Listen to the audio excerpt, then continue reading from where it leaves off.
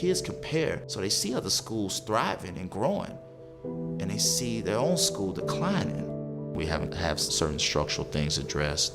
Your baseball field is in disrepair. I mean, it doesn't look like a baseball field. I can speak for when I was in school 20 years ago. The facilities are the same, the equipment is the same.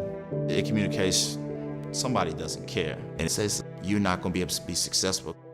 Kids in Oklahoma City may not have food, they may not have electricity. They're trying to survive. We need to help them understand that there is something out there for them, and being a part of a team can help them see that.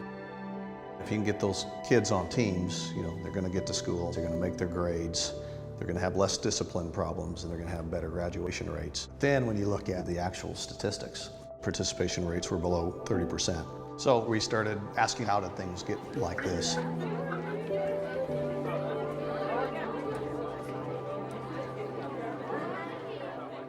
We were invited to attend a tour of facilities in the Oklahoma City School District. One of the stops on the tour that day was Jefferson Middle School.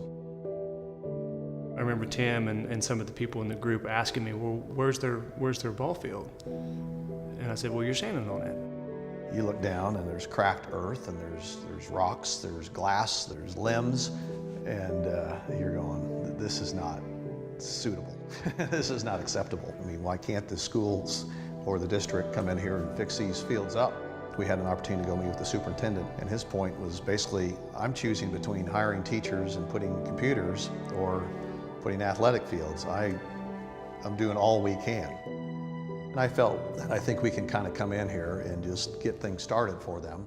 That's the genesis of Fields and Futures. A couple years ago, this was only more than a dirt field out here in weeds, and I'd see 16, 17 kids across the field. This year we had 125. When you're fielding a team of 15, 16 students for a football team, coaches are going to have a good effect on those kids. But when you can reach 125 or 150 kids, it affects the community as a whole. Soon after Jefferson was built, for the first time they were able to host a home soccer game, and I pulled into the parking lot and there were people everywhere. These kids haven't had fans at their home field in decades. The community comes back into these schools and starts supporting these schools again. That's what really launched us, is we got all the very positive inputs and thought, we can do this. We knocked out the one, so it leaves us around 40 to go. When you come here as a student and you see this nice field, this nice facility, they'll look at their education as, well, I'm supposed to have the best education now. I think kids really felt that, oh, people really want us to do our best.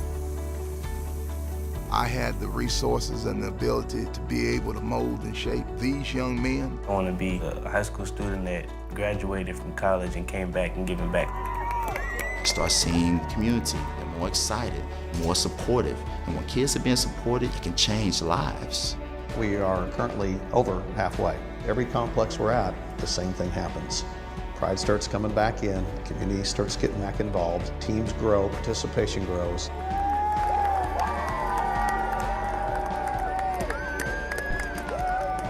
We know that if we can get them out there participating, we can help them become people who can give back one day to the communities that they live in. The power of sports is remarkable. If you got kids that are graduating at higher rates and having less discipline problems and have learned to work together as a team, that could be pretty impactful.